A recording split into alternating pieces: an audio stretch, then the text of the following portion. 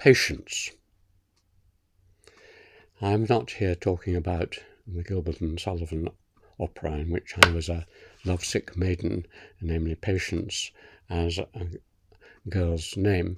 I'm talking about the very highly esteemed Christian virtue of patience. It's not just Christian, because patience is a virtue in all world religions and philosophies. And it's one which I aspire to rather unsuccessfully, because I'm not a very patient person.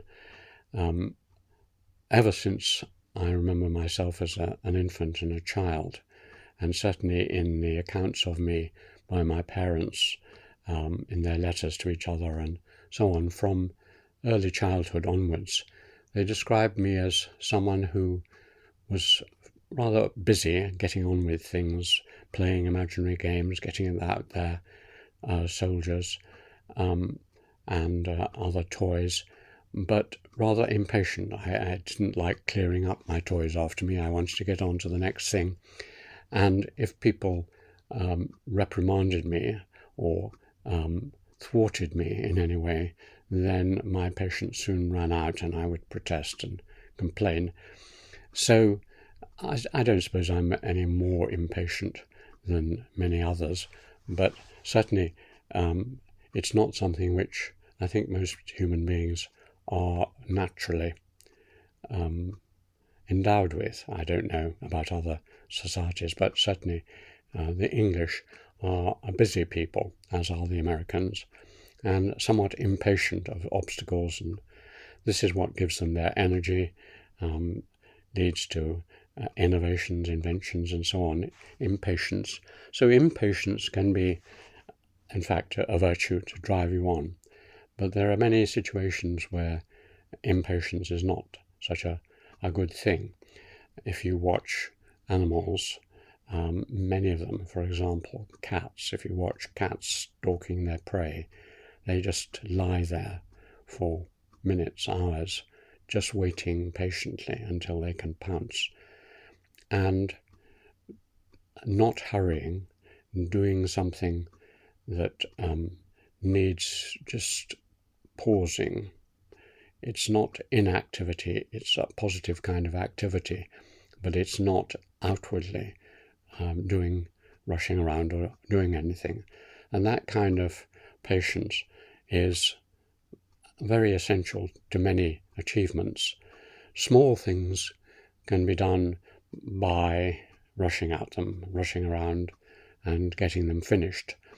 And I find it's a relief for me to actually, when there's a small job and I know it's only going to take a few minutes, my wife says, will you go and repair the smoke alarm or something?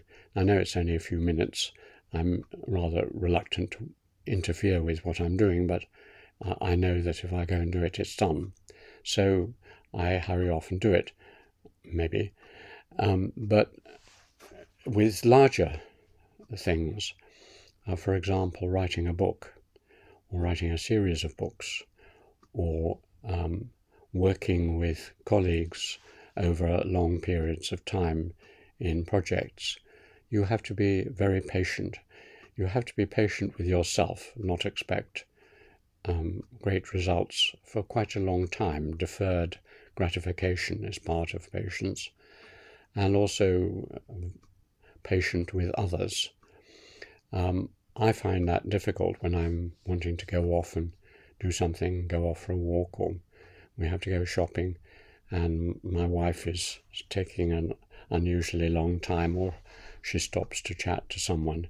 I find it really quite difficult to be patient with her and myself, because I've got things mapped out and planned in my mind. I'm very time conscious, and I can see we're going to be late. Slowly, and recently, I suppose, with age, I've learnt a little more patience.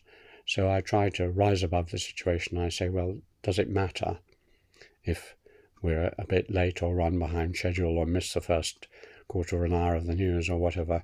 And usually it doesn't matter, so I just enjoy the moment, because that's a feature of patience.